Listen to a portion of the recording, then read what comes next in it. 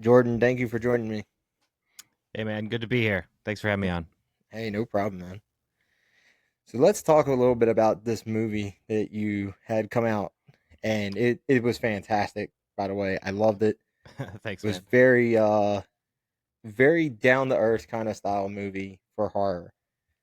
Yeah, Um, Something that I wouldn't have just picked out just to watch on my own, just by having somebody mention it to me. I would have watched it right away. So I mean, that's a good thing. Get yeah, word of thanks, mouth man. gets the movie out quick. Yeah, that's how I found a lot of my favorite movies. Word of mouth. Especially, I think horror fans. It's like kind of a tradition in like the horror genre to show somebody a movie that you love or some movie that they haven't seen. That's like something I think we get off on a little bit as horror fans. Hmm. So, what got you into directing?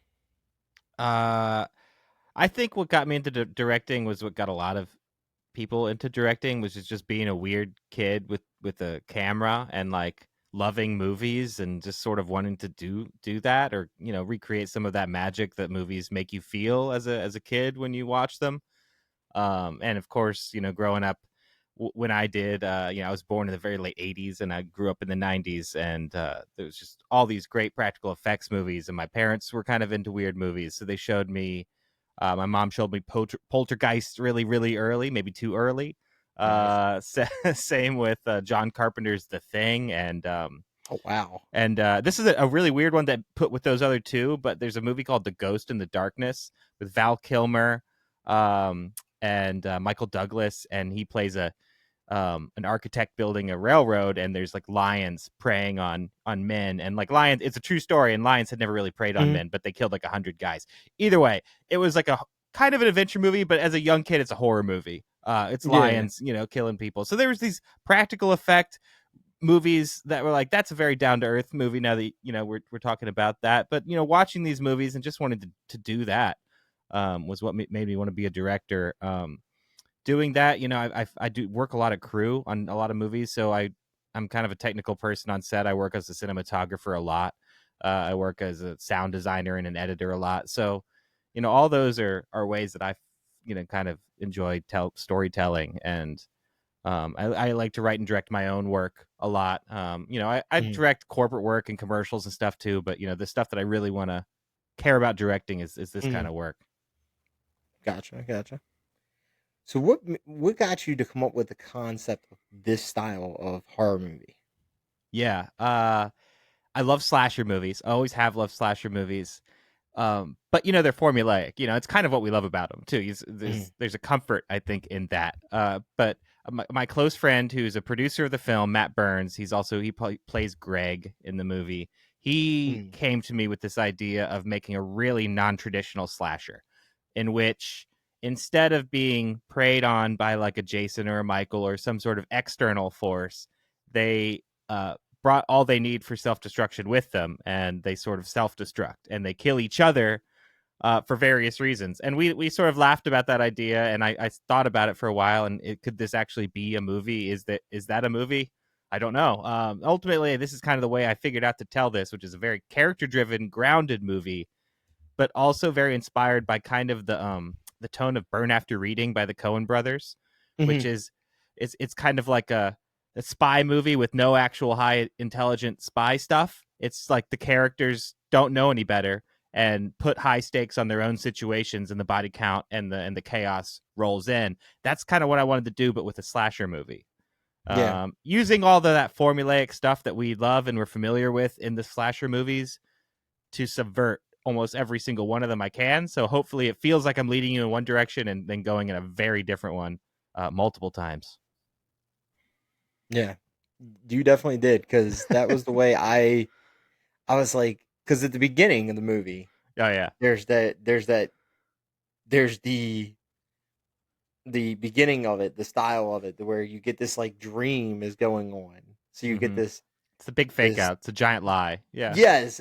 So I get that, and I'm like, wow, this is gonna be there's gonna be this style of a killer. All right, and then there's none of that, and And I then was like, there's none of that. wow, My all my right, idea there with that cold opening is that I know it's going to be a challenging movie for horror fans sometimes because it subverts and doesn't fall into a lot of these horror things, Yeah. while also still being a horror movie. But I felt if I can do something in the first 5 minutes to satisfy everyone's bloodlust real quick, that they'd allow me a bigger first act of character building before we get back to the bloodletting in the Yeah. movie. So that was kind of the thought there. Also, it was just like a really fun way to, just tick more slasher boxes, right? Yeah. And as for a movie, we're not making a traditional slasher. We wanted to have a little fun in that sandbox still. And it was really fun to do all those kills. They're absolutely ridiculous, which was the fun part about it. We got to have Brett Wagner, who plays Leatherface in the 2003 Chainsaw, and he's in The Oh, Crazies. nice. He's the guy who narrates that whole opening segment. Oh, And nice. that whole opening crawl is kind of an homage to Chainsaw. To get someone from the Chainsaw franchise to do it just kind of was the Yeah. nice completion of the homage to me. Yeah. Yeah, that was just a lot of fun.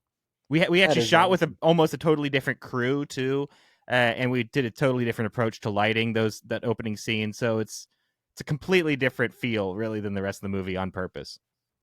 Nice. That is wild. I didn't even catch that at the beginning of the movie. That was from that style. I didn't Yeah, catch that at all. I'll, I have to rewatch it now. yeah. See I if think I can catch it now. it's subtle. I didn't want to like completely just rip off Chainsaw, but I wanted to Yeah. like, it is kind of leaning into all of these slasher things, and Chainsaw is probably my favorite slasher of all time. So Yeah. It's up there for me. It's on my list. yeah, I think it's it's great. like, yeah, it's in my top 5 for that. What are your top 5? Oh man, my top 5 for slashers. You always got to go back to like Friday the 13th and the original Halloweens. Yeah.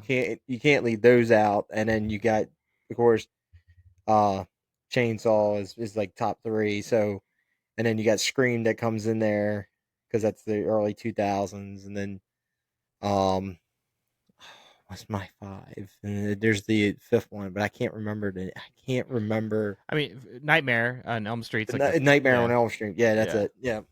yeah. The But big the whatever. big crew, yeah, the Yeah. big crew of them is always it's the originals are always your top. Oh yeah, yeah. The first Are in there. Halloween is so great. One I always really love is talking to grounded movies, Maniac.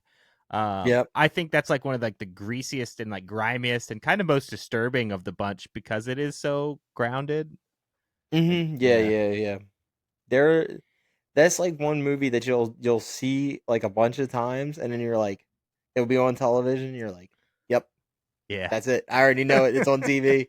It's the most it's the most gruesome movie you'll see and you're like, "Yep, I already know the scenes coming up." the Like, head explosion scene. yep, yep, and you could walk right into the room and go, the head's exploding right now, Yep. and then everybody's like looking at you like, how did you know that? It'd be like, done watched it 1,000 times. That's why. Yeah, it's so good. Yeah, It's no, those are all great. yeah, it's those style movies that you can just like any of the top your big slasher movies. You can walk in at any time and just go, yep, I know what's getting ready to happen. And everybody's like, wait a minute, how do you know? I've seen this movie about 110,000 times. That was yeah. When I started going back and doing my research in the script writing process, I was like, okay, well, I do a horror podcast too called Camp Nightmare, so we do a lot of Nice. analysis of horror movies all the time. So I was like, I'm just gonna go back. I gotta watch the big ones, and I'm realizing just this stuff is so just like in my blood at this point. I've seen them all 1,000 times. I know all the beats. Uh, Hmm. so yeah, they're comfort movies. Weirdly enough, I think sometimes maybe not Maniac. Yeah, no, the Maniac definitely. That's like one. That's one you can watch, but you can. I don't know if you can watch that one like It's not over fun. and over. Yeah, Yeah, no, it's great, but it's not fun. It's like yeah. Nightmare, and Halloween and Friday are all fun. Oh, all fun to watch. Yeah, you can Yeah. watch them thousands of times. What? How did you come up with a name for this movie? It was all about the core of the story, which is that there is no external killer, right? That they are the only ones involved. That they bring all they need to self destruct with them. Um, and it also just kind of it has this slasher feel of like who's going to be the only one left, right? Hmm. Almost back to that Chainsaw slogan, like who will survive and what will be left of them. It's just that's kind of feeling, it feels like a slasher movie title. Once you watch the movie, I think the title gains more meaning. But hopefully it's an enticing title to get someone to watch it in the first Yeah, place. like the name to me was enticing enough. The other ones is like that's enticing enough to me. It's because you're like, all right, who's these other ones we're talking about? Right. Who are the only ones? Who's going to be The the only only ones ones. left? Yeah. And but again, the whole time they are the only ones. And I think there's also a level to their characters where they've all got their own issues and they're all dealing with their own things. And I think at a lot of times we just in life we feel like we're the only one going through things. Hmm. And there's a level of like camaraderie that I really like in this group where they're a group of misfits that come together. So there's I think levels to what I feel about At that some title. points, you could feel that they're coming together, and then at other points, you feel them separating. But Yeah, they come together for a point and then it all falls apart, right? yeah, slowly. Right. Now, how did you come up with the the biggest kill of them all? Was the bow and arrow kill? How Yeah. did you come up with that? The camera bow and arrow kill.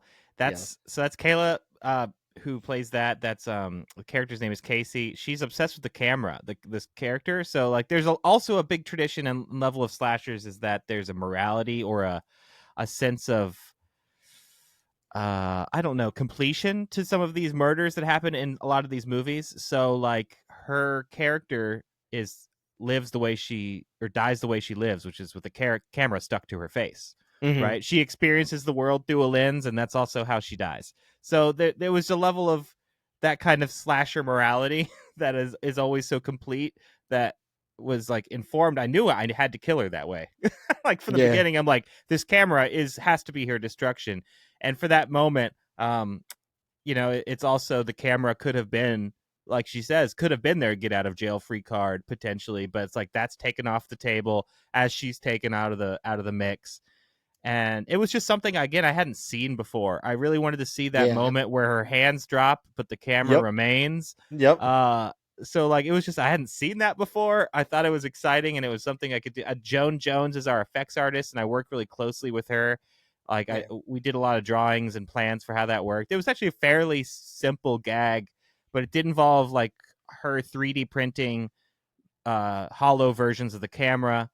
So we built our own duplicates of the camera. She built the arrow herself. It's on a wire rig that's sort of fed through her hair.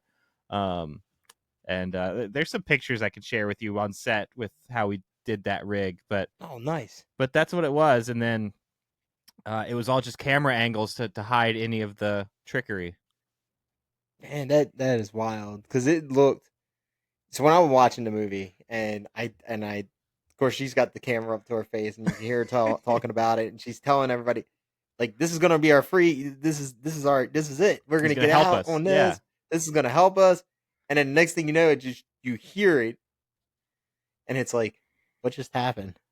Right. And then Exactly. and then the camera changes, and then you see this eyeball sticking out, and then the camera just hanging there, and it's dangling. I was like, nice. Yeah, and that was Joan's idea to add the eyeball on the end because Joan and I had Yeah. recently done a music video together for a band in which I had a character rip their own eyeballs out of their eyes and sort of do a Lovecraft thing. So she had made these Yeah. fake eyeballs for me for this other music video. So she still had them. So when we were on Oh, set, nice. it was literally like the cherry on top, where she's just like, "And an eyeball for you," and she plucks it on the end. She's like, and it was just brilliant. Nice. That was so wild seeing that the way it ended, the way that ended that scene. It was like that is awesome. This eyeballs sticking out, blood's everywhere, blood, is on her, and it was like that is perfect. I That's can't. that scene was huge. It was hard. It was a tough day. It was a lot to do, and that's a huge scene because two major things, like her with her camera, and then Mhm. Paul Cotman's character Nikki, are both like big elements that could help them out in this scenario. Right? Her camera's got Yeah, evidence. He's the most kind of like powerful character who could really realistically get them out of a bad scenario. yeah, And in one scene, we remove both of these pieces from the chessboard. So it just, after this scene, which is a crazy scene, Yeah. everybody else is left completely like isolated and totally fucked. Which is, Yeah, at that point, I was yeah. like, I was mind blown. I was like, where the hell does this go now? Because now the two biggest characters in the movie are gone There's at this point because they're the biggest chess pieces. Like you just said, they're the biggest chess pieces. Now they're gone. And at that point, you And sort of almost follow the character's paranoia because, as a logical viewer, you kind of know that there's no bad guy there's no one left. Like the yeah, the characters it's have been random. reduced. There's Yeah. only the people on screen. But I think it's kind of like reality where, we're far more likely to destroy our own lives than we are to have some like masked killer show up on Halloween night and do it for us. Yeah, exactly. So Yep. that's kind of the chaos we were trying to wrought with this movie. Yeah. So how did you shoot it? Did you shoot it with film or did you just shoot it basically with digital? It's digital. Camera? I was a cinematographer as well. We shot it all on the Blackmagic 6K Pro. Okay. We did a lot of stuff in the front end in camera to try to make it look like film as much as we can. Like we're shooting digitally, but we're also adding filters and glass in front of the lenses to soften the images a little bit, to bring back some of the halation and how it reacts to light a little bit, which mimics film a bit more. Okay. So there was that thought to, because and there's a level of slasher films that it's just they look better with a little grain and a little film look. So we wanted to, as much as we could, bring that look into it. Yeah. So I could tell that a little bit that it was like you did have that at the beginning of the movie because there was that style of the pixels coming out of it. Yes, we went harder in the lie in the first 5 minutes with the whole fake out slasher story. Yeah. There's more digital grain. I added fake grain, extra heavy in those scenes, as well as other things to again make it look even more, because it's not reality. It's even in the world of our story, it's not reality. Yeah. So the lighting is much more unrealistic in those scenes. The grain is heavier. Just little aesthetic things to try to distinguish it from the actual story.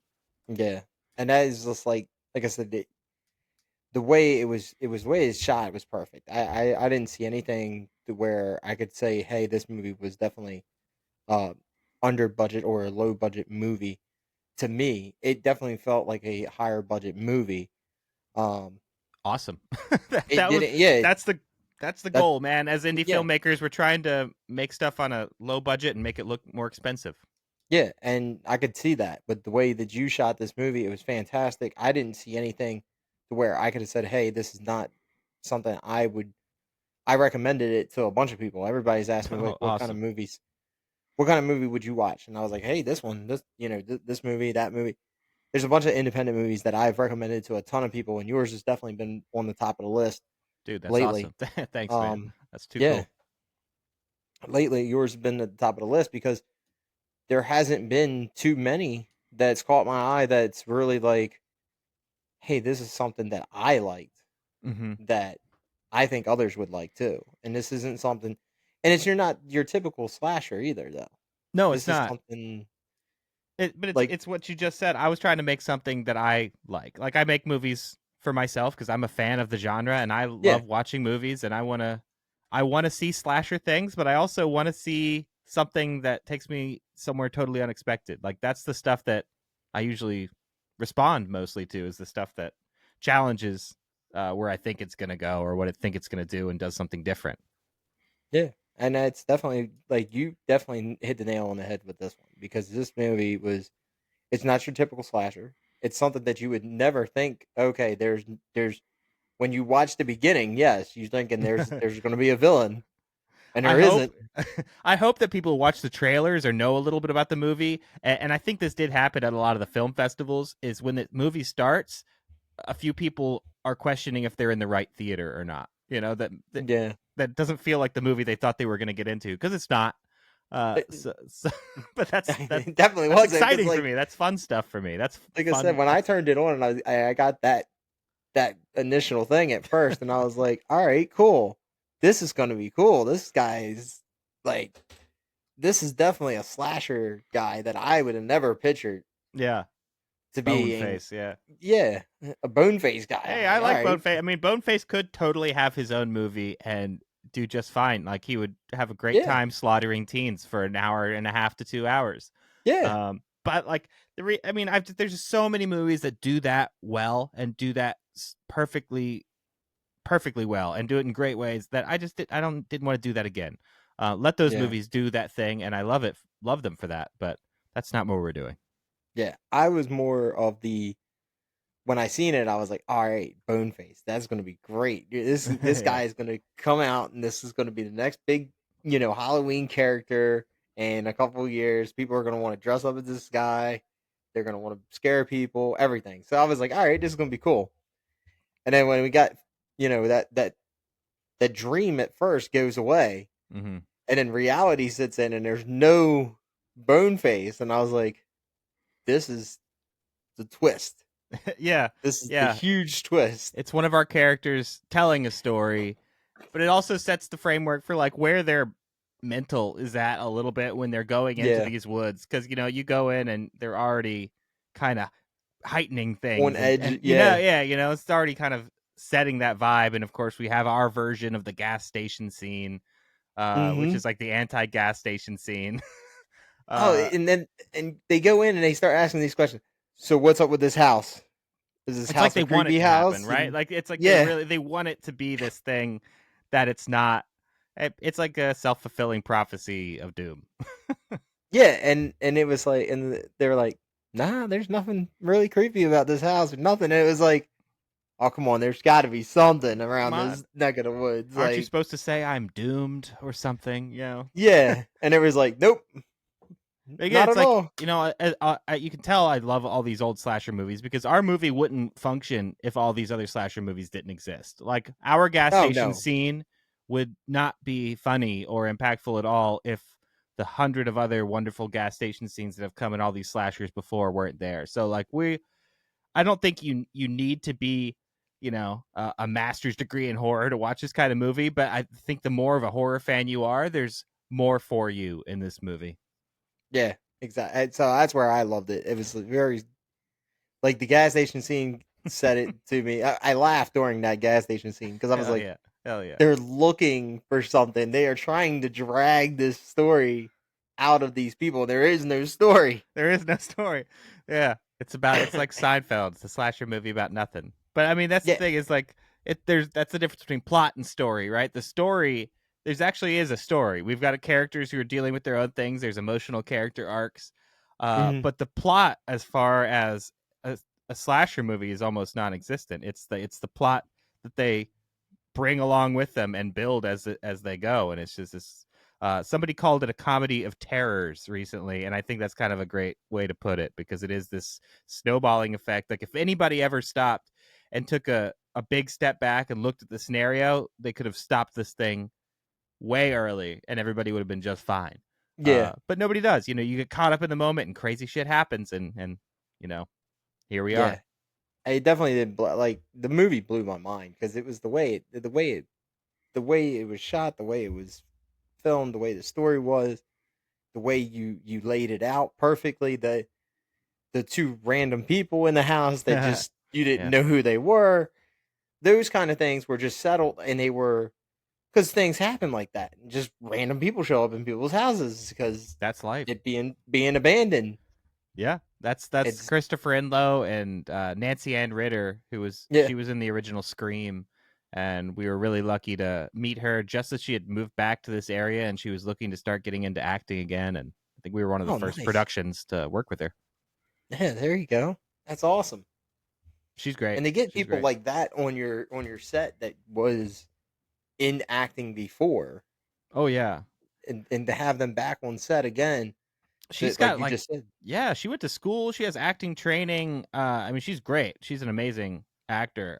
Truly, and she's just been out of the game for so long, so it's exciting to see her back doing Yeah. stuff. And She's now great. she's back and she did your film, and people would, if people would know her name, they would know, oh, wow, all right, she did this, now she's doing this. All right. That Mm-hmm. She's been doing quite a few movies lately too, and she does the con circuit quite a yeah, bit. that's awesome. So how long did it take to shoot this movie? Mm, we didn't have the budget to take consecutive days, but it was about 20 days of shooting. Mhm. And post production was a journey as well. So I would say it was about the better part of 2 years from like starting to shoot until this movie's like done, and we were doing like our test screening at Creature Feature Weekend. About Okay. 2 years, yeah. Wow.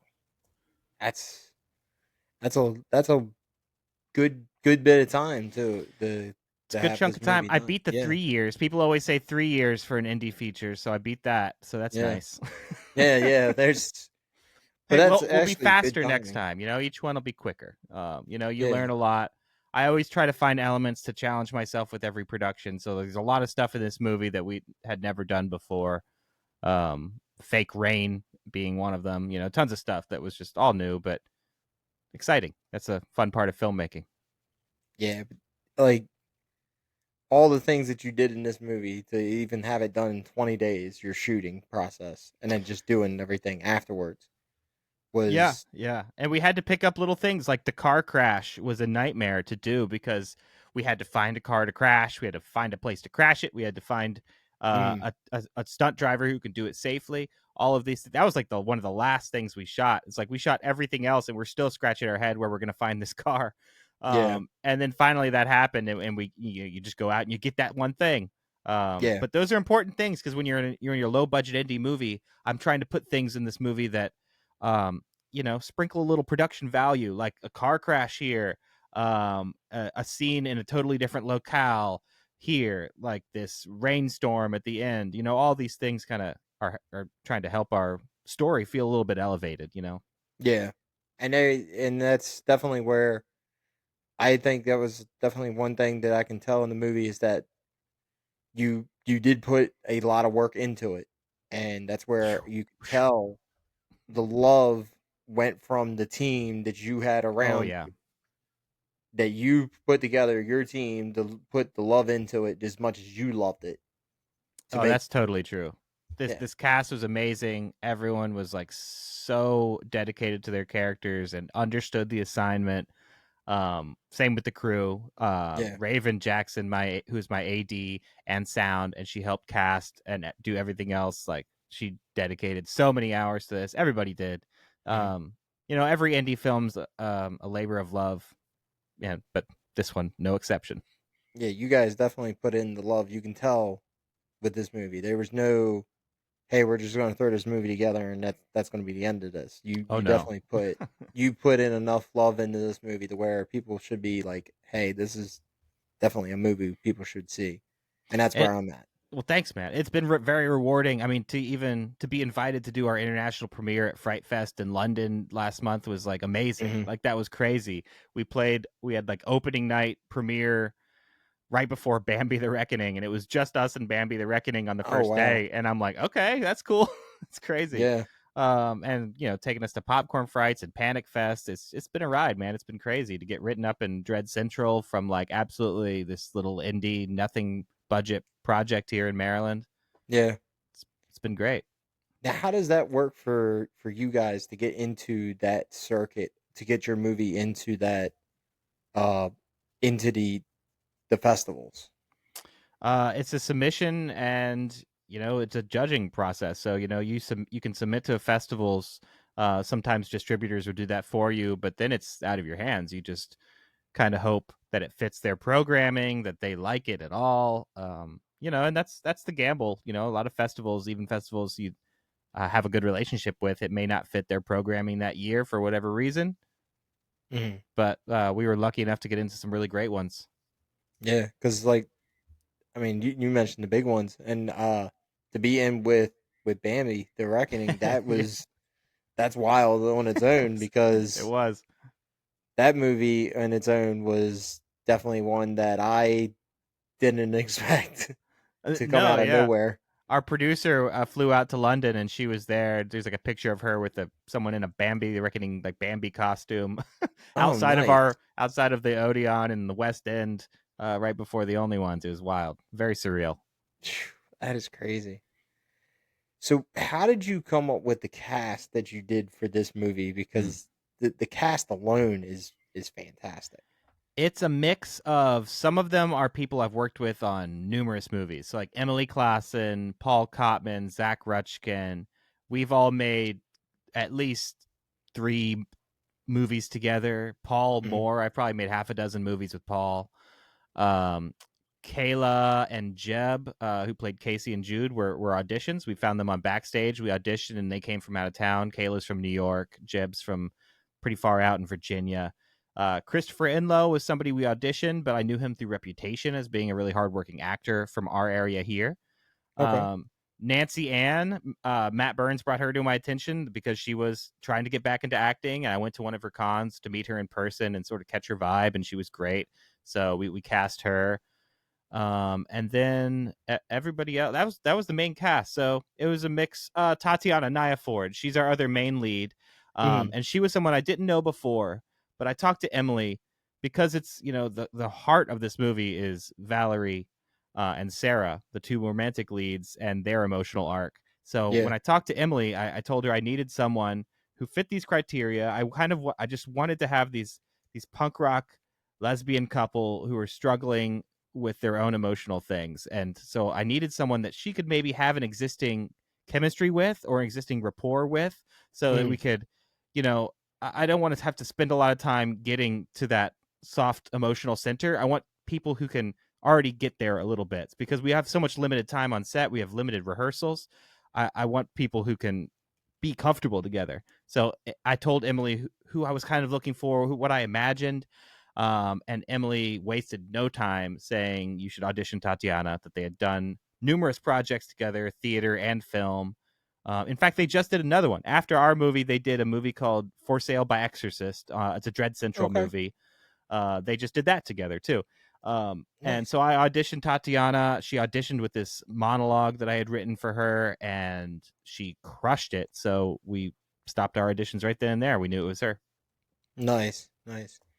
And I mean, I love working with people over and over again, like Paul and Zach and Emily, and I will plan to work with everyone else from this cast numerous times in the future too, because Hmm. you form a shorthand with actors, and you know where they can go with things, and you know like what they bring to things. Like Zach, for instance, I needed someone who could be a likable guy that you would want to hang out with, but can turn Hmm. on the switch to go into absolute psycho mode if he had to. And Yeah. I've seen him do this on other movies, so I knew this is like a superpower of his. So Yeah. this is He definitely could do that. he's great. I love Zach. So these, I just knew these kinds of characters. Uh, and like I've seen Paul play a lot of different characters, so this was something new I hadn't seen Paul play before, which was fun for us. Hmm. Um, yeah, I think the more you work with actors, the more you can, you know, learn how they can tread new ground, I guess, for themselves, and what they can bring to a film. Nice. So our famous question we always ask everybody that we Yeah. have on is, since you are the director of the show, you do everything. So if you had the unlimited budget to do any kind of show or any kind of movie, what would you do? Would you do a remake, or would you do a story out of No. left field? Original story, not a remake. No, sir. Definitely. I've got like 4 screenplays right now that I would love to make. They're all of like various budget levels. But if I had unlimited budget, it would probably be this one that I have. It's a horror western, which is like there's not enough of Hmm. those at all. Like I Yeah. think I No. love westerns. We made a western drama last year. I love horror movies, but they're made for each other. Like the Hmm. western, uh, it's violent. There's no phones. Everyone's like basically out of communication already. It's like an oppressive environment with the heat. It's just great. Like it's just. I think in a lot of ways, Texas Chainsaw Massacre is a western in certain Hmm. ways. Yeah. In certain points, yes. So yeah, that there's a script I have called Echoes from the Valley, and it's a horror western. Would probably be the thing that I would want to make most. But the other thing, there's a religious horror movie. It's a monster movie sort of thing, Hmm. that called Okay. Exuvium, that I'm really excited about. It's a screenplay. It's just got selected for this year's Nightmares and Film Quest and Hollywood Horror Fest. Okay. So that one could be a next one, and both of them are definitely in a higher budgetary level than the only ones. Hmm. Um, but I don't. We're not talking multi-millions of Yeah, dollars. yeah, yeah. I'm of a belief that like if all you're doing is throwing money at a horror movie, it's not going to make it better. Yeah, yeah. Usually the better ones have some limitations. Yeah. It depends on who, like, it really comes down to of what do you put into it. Yeah, yeah. And where do you And allocate everything? Right? Where yeah, what do you deem important with the money? yeah. If you think, okay, acting's more important, so I need to put a little bit more into acting, or I need to put a little bit more into, the camera crew or this or whatever, where you're gonna actually shoot it Mm-hmm. at and things like that. That kind of stuff to me is okay. Some of that could be just I don't care where you shoot it. Yeah. It just depends on who you have in it.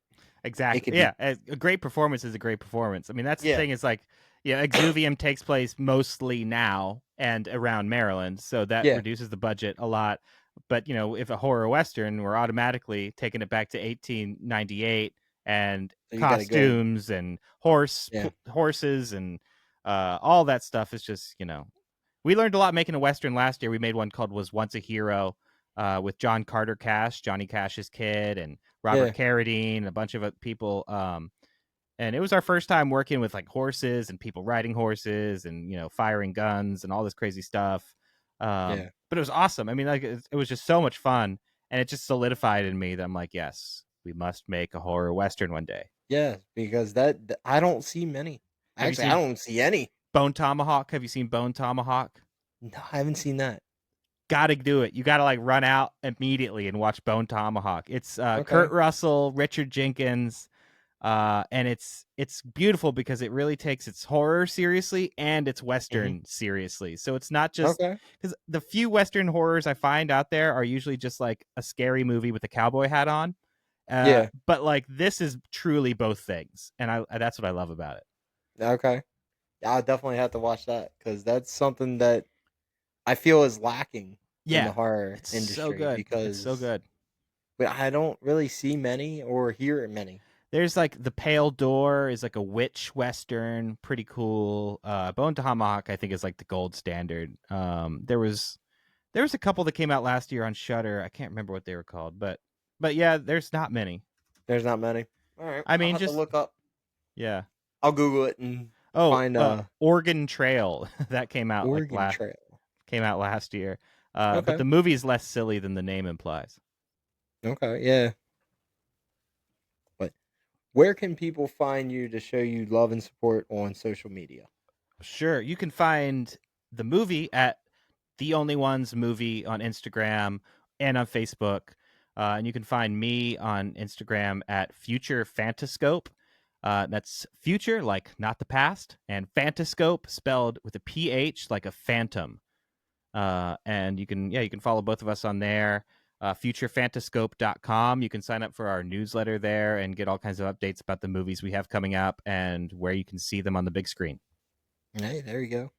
And that was the other question: is what else do you have? Do you have anything coming down the pipeline that you want to share Uh, right now, or right now this has been a year of releases, so we've been finishing a lot of projects. Obviously The Only Ones is out now. That's on Amazon Prime, Fandango, Vudu, Apple TV, Mhm. Google Play, and on Prime you can also get it on Blu-ray and DVD.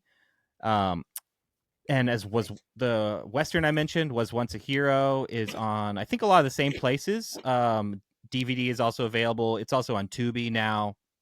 Okay. And there's a podcast that I did last year, 13 episodes, audio drama that I did with the creators of the Blair Witch Project and one of the producers of the Lord of the Rings. Oh, It's nice. called Black Velvet Fairies, and it's like a fantasy thriller. Like I said, 13 episode audio drama. Think of it like a found footage podcast. And that's what we did. It Mhm. was directed by Jamie Nash, who's extremely talented. He's written movies like Exist and Lovely Molly, and some of the VHS stuff, and he's really really great. Nice, nice. Well, I don't want to take up any more of your time today. I do really appreciate you being here Yeah, with thanks for me. having me. This was fun. Hey, no problem, man. Thank you. All right, have a good one. Yep, me too.